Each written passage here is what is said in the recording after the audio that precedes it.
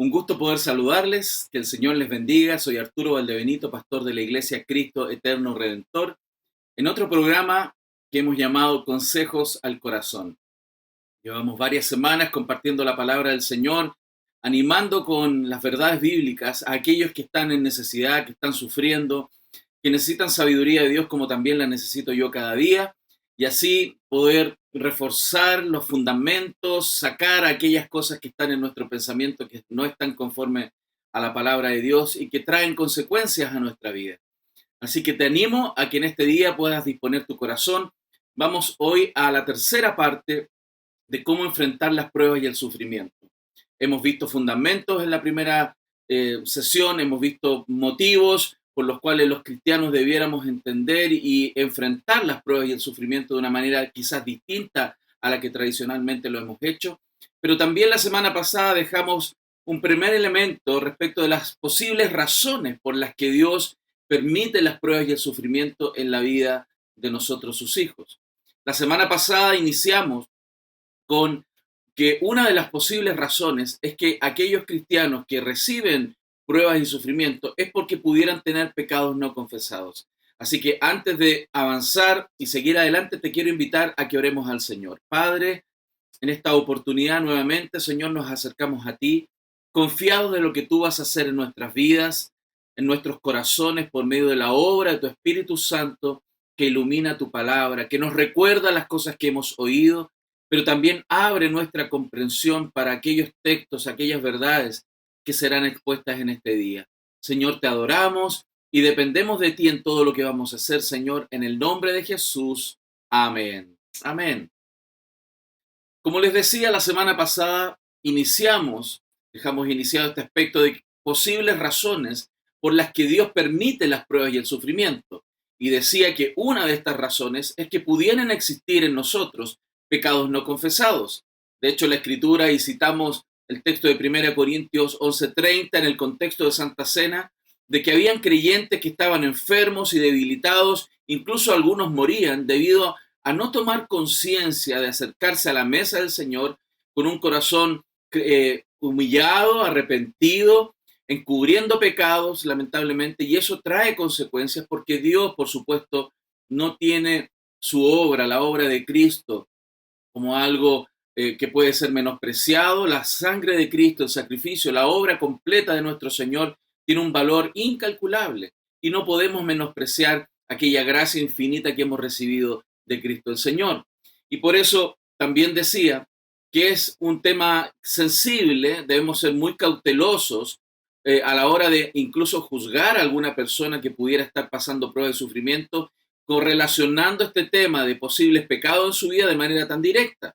Y daba de ejemplo y les recordaba aquella realidad de los amigos de Job, donde Job fue probado de una manera muy fuerte en su vida. Si usted ve eso en los primeros capítulos de Job, pero en el desarrollo de la historia los amigos de Job lo juzgaron y traspasaron la responsabilidad de las pruebas y el sufrimiento a la vida de Job, cosa que vemos en el contexto no era así. Ahora, alguno pudiera decir, no me juzguen, yo no tengo ningún pecado, todo lo que estoy pasando, yo soy una víctima, pudiera ser también un error. Y por eso, el día de hoy vamos a avanzar en algunos otros aspectos que pudieran ser posibles razones para las cuales las pruebas y el sufrimiento serían la correlación directa a la acción que nosotros tenemos. Y quiero decirles que es muy importante en este aspecto de las pruebas y el sufrimiento, además, por supuesto, estar en plena comunión con el Señor, rogando a Dios para ser fortalecidos, pero también rogar a Dios para ser aclarados en nuestro entendimiento sobre las posibles razones que pudieran tener algún grado de vinculación con lo que yo hago, con lo que tú puedes hacer. Y por eso citaba el texto del Salmo 26:2 la semana pasada, donde el salmista dice, escudriñame, oh Jehová, pruébame, pruébame, examina mis íntimos pensamientos y mi corazón. Tenemos que ser humildes delante del Señor.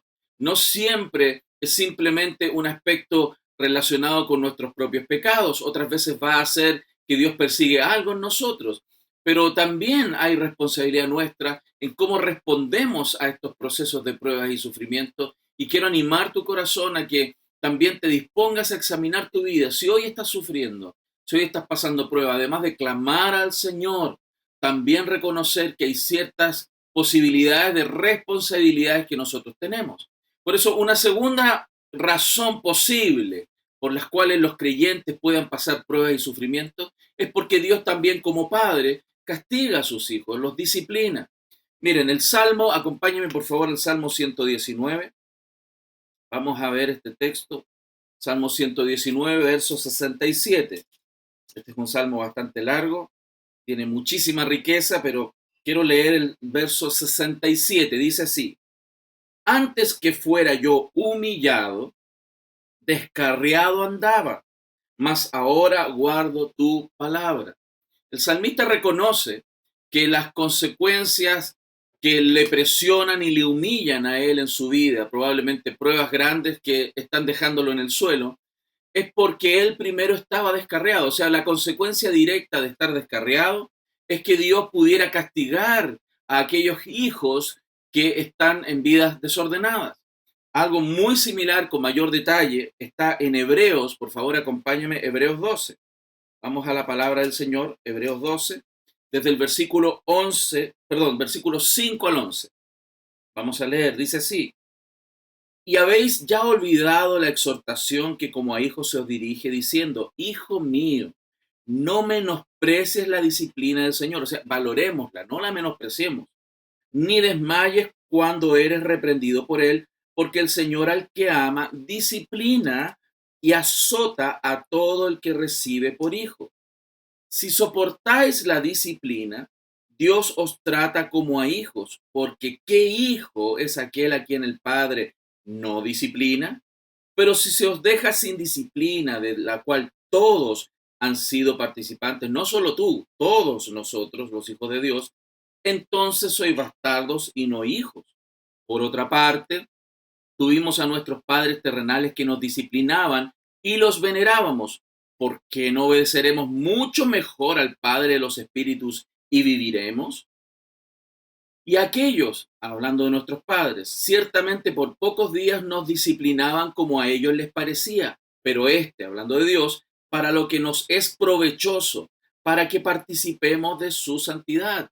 Fíjese, hermano, qué precioso el texto. Dios tiene una meta, que participemos de su santidad. Y claramente un pecado recurrente, activo, no confesado, no enfrentado, no batallado, por supuesto va a ser causal de que Dios pudiera, ¿no?, entrar en disciplina con aquellos hijos, porque Él persigue santidad en cada uno de nosotros. Y continúa el verso 11.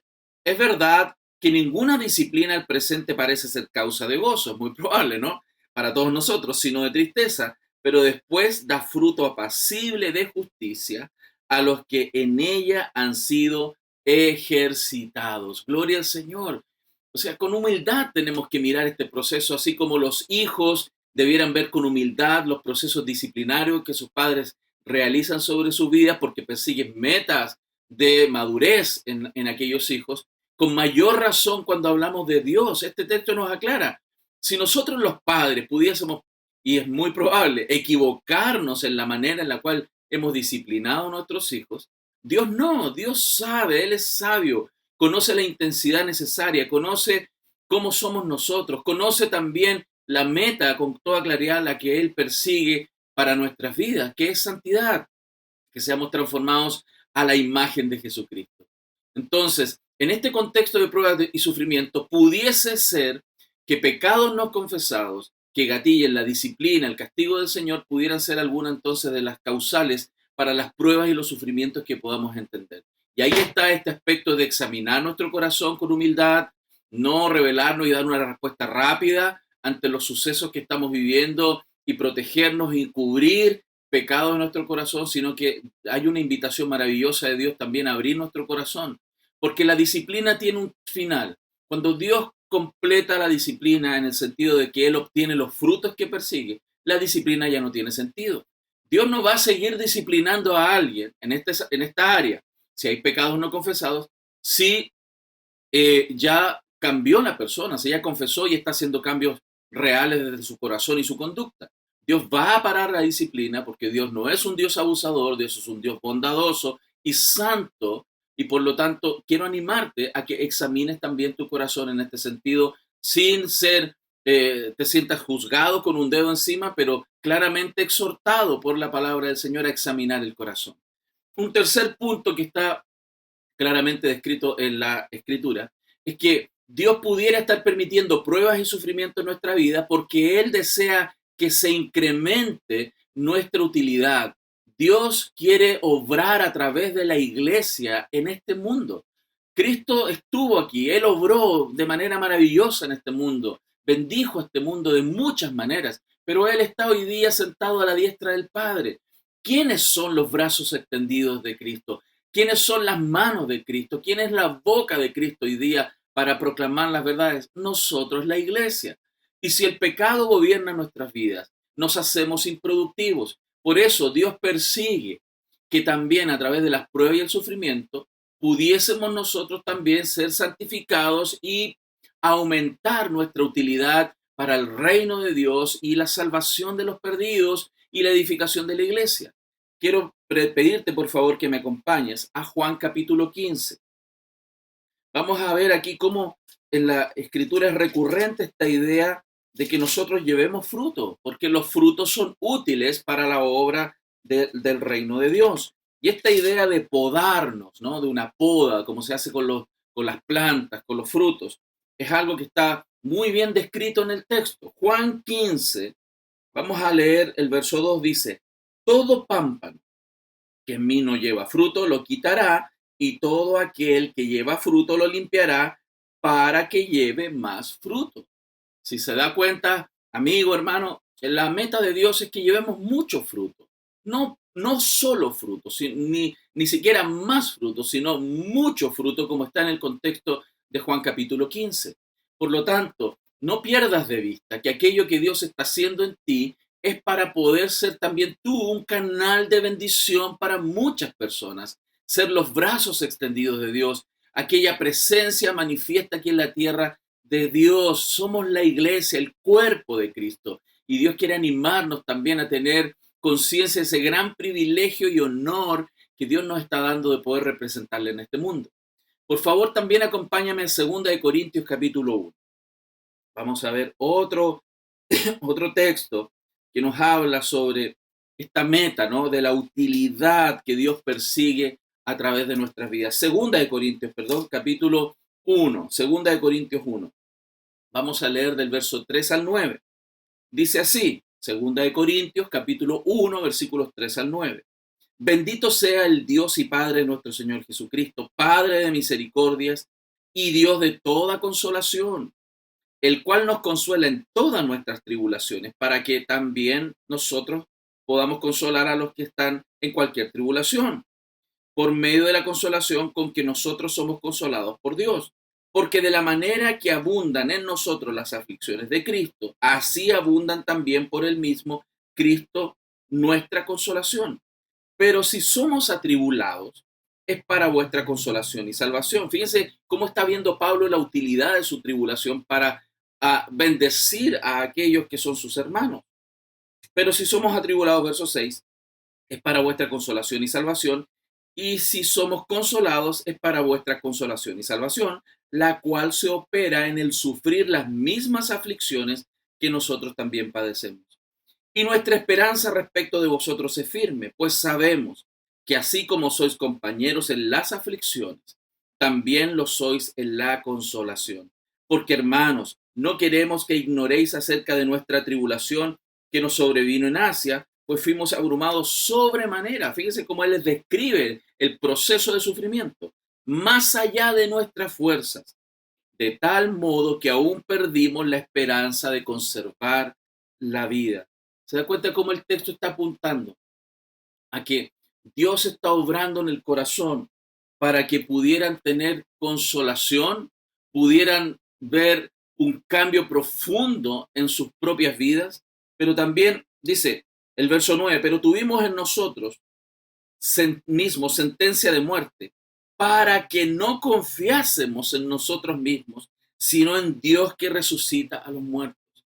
El fruto más grande que puede dar un creyente es creer y confiar plenamente en Dios. Y no es raro que en nosotros suceda, que nuestra confianza está más en nosotros. en nuestras capacidades, en mi sabiduría, mi propia prudencia, y nos apoyamos en eso recurrentemente. Muchas veces decimos confiar en Dios, creer en el Señor, pero volvemos a confiar en nosotros y ser nosotros aquellos que están en el control, en la sala de control de nuestras vidas. Y Dios quiere ser el Señor, Él es el Señor y quiere gobernar nuestra vida, nuestro corazón. Y por eso muchas veces Dios nos puede llevar a un punto extremo para que llevemos mucho fruto, aumentar nuestra utilidad al ser plenamente dirigidos por Él. No guiarnos en la vida por nuestras propias capacidades ni nuestras propias metas, sino ser dirigidos por el Espíritu Santo de Dios para la obra que Él nos ha llamado a cumplir en este mundo. Así que espero que con eso en tu mente te des cuenta cómo Dios también pudiera estar permitiendo que las pruebas y el sufrimiento sea un proceso en tu vida para incrementar tu utilidad al ser plenamente dependiente de Él y no confiar en tus propias capacidades. También el texto, vamos por favor en segunda de Pedro, capítulo 1, muy precioso también este texto, segunda de Pedro, capítulo 1, versos 5 al 8, por favor, dice, segunda de Pedro, capítulo 1, versículos 5 al 8. Dice así, vosotros también, poniendo toda diligencia por esto mismo, añadid a vuestra fe virtud, y a la virtud conocimiento, y al conocimiento dominio propio, y al dominio propio paciencia, y a la paciencia piedad, y a la piedad afecto fraternal, y al afecto fraternal amor. Verso 8, porque si estas cosas están en vosotros y abundan, no dejarán estar ociosos ni sin fruto en cuanto al conocimiento de nuestro Señor Jesucristo. O sea, lo que el texto aquí está diciendo, este proceso que Dios está obrando requiere también una contraparte. La soberanía de Dios obrando en nuestra vida requiere la responsabilidad humana obrando en este proceso de santificación. ¿Con qué objeto? Que nosotros llevemos mucho fruto, llevemos fruto, no estemos sin fruto, como dice Pedro, dado este conocimiento, porque el conocimiento que Dios nos da de Él y su palabra nos hace responsables. Y si no estamos dando frutos, somos responsables de lo que Él nos ha enseñado. Por eso el texto dice que no nos haga sin fruto respecto del conocimiento del Señor. Todo lo que Dios te ha enseñado, si no lo estamos poniendo por obra, estamos siendo infructuosos, no estamos teniendo utilidad para el reino de Dios si solamente hemos sido oidores y no hacedores de la palabra del Señor. Y es por eso que Dios pudiese entonces permitir pruebas y sufrimientos en nuestras vidas para hacernos personas dependientes, obedientes, que lleven mucho fruto. Quiero volver a repetir entonces que esto es un tema que tú tienes que examinar en tu corazón. Nadie puede venir y ponerte una imposición encima que estas son las razones. Es cosa de preguntarle a los amigos de Job lo que a ellos les pasó. Sin embargo, requiere entonces nuestra humildad de examinar nuestro corazón, que Dios nos muestre cuáles pudieran ser las razones por las cuales hoy hay prueba y sufrimiento también en nuestras vidas.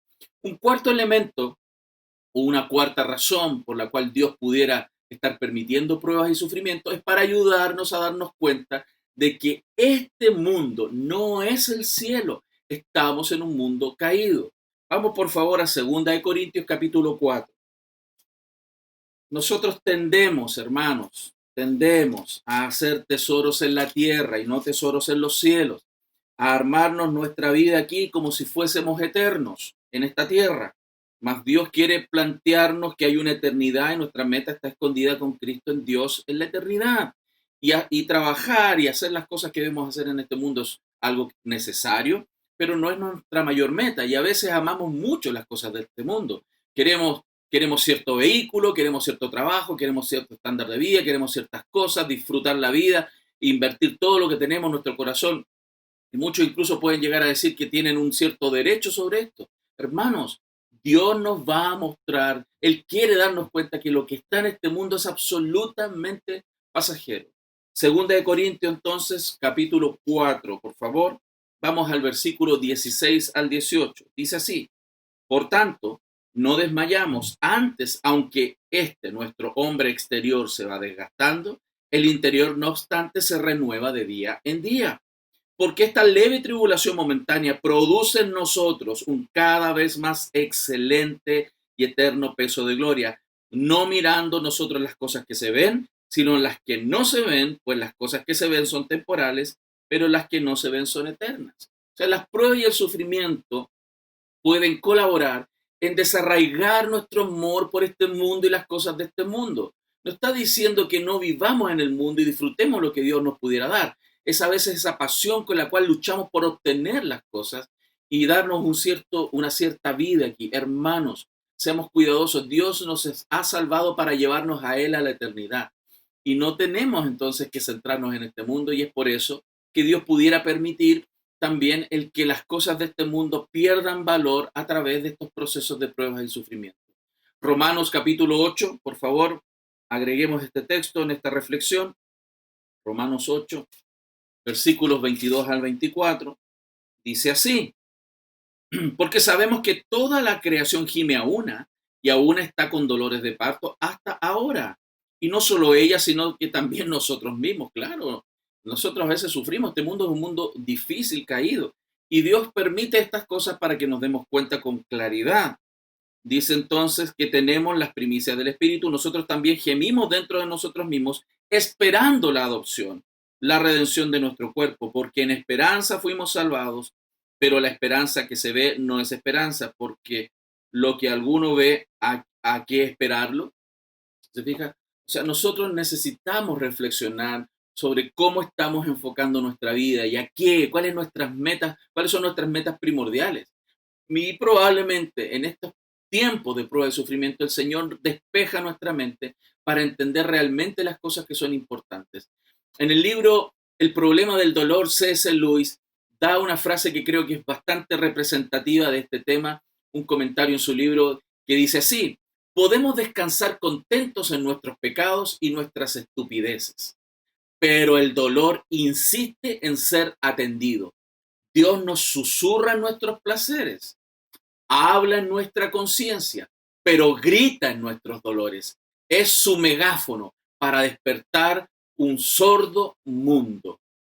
Yo creo que este tiempo de pandemia nos ha enseñado la fragilidad y está despertando a través del dolor y el sufrimiento, la incertidumbre y todo lo que estamos viviendo, una búsqueda, es un grito de Dios a mirarlo a Él, a volver a Él y demostrarnos que este mundo no es el cielo y estamos en un mundo caído y vamos a ser sacados de aquí. Así que ahí hay otra posibilidad entonces por las cuales Dios pudiera estar permitiendo pruebas de sufrimiento en tu vida como en la mía. Otro elemento u otra posible razón sería para permitirnos cosechar lo que nosotros estamos sembrando. Eso, en el fondo, es una consecuencia natural de nuestras propias elecciones, porque antes de la acción hay una elección voluntaria de cada uno de nosotros. Gálatas capítulo 6, por favor, acompáñame. Vamos a Gálatas. Espero que esto esté edificando tu corazón, aclarando tu mente poco a poco. No seamos apurones, vamos poco a poco desempacando la Biblia, el texto, reflexionando, dando las razones de por qué entonces pudiera haber prueba o sufrimiento. Gálatas capítulo 6, versos 7 al 8 dice: no os engañéis, no os engañéis. Dios no puede ser burlado, pues todo lo que el hombre sembrare, esto también segará. Porque el que siembra para su carne, de la carne segará corrupción, mas el que siembra para el espíritu, del espíritu segará vida eterna. Gloria a Dios. El ánimo, el aliento de este mensaje es enfocar tu corazón y el mío en buscar las cosas del espíritu, sembrar para nuestra espiritualidad y no para las cosas de la carne. ¿Para qué? Para que Dios no tenga que permitir que nosotros cosechemos lo que estamos sembrando. O sea, nuestras elecciones tienen responsabilidad delante del Señor, y muchas veces Dios no nos paga conforme a la multitud de nuestros pecados. Si Dios nos pagara conforme a la multitud de nuestros pecados, estaríamos realmente complicados. Dado que Dios ha sido misericordioso, Él está dosificando esta consecuencia, pero muchas veces Él la permite. ¿Para qué? Para que no entremos en una dinámica de seguir pecando y destruirnos. Proverbios, por favor, vamos a Proverbios. Capítulo 5, Proverbios 5:22. Acompáñeme en esta misma dirección lo que el texto dice. Proverbios 5:22 dice: prenderán al impío sus propias iniquidades. O sea, lo agarrarán al impío sus propias iniquidades, y retenido será con las cuerdas de su pecado. ¿Se da cuenta? Aquel que se entrega al pecado y no reflexiona, Dios puede permitir la cosecha y las consecuencias, como dice aquí, el amarre de las consecuencias del pecado llegarán a la vida de aquel que no está obedeciendo y escuchando la voz de Dios misericordioso que clama una y otra vez para que vuelva a los caminos que Él ha trazado para la vida de Él.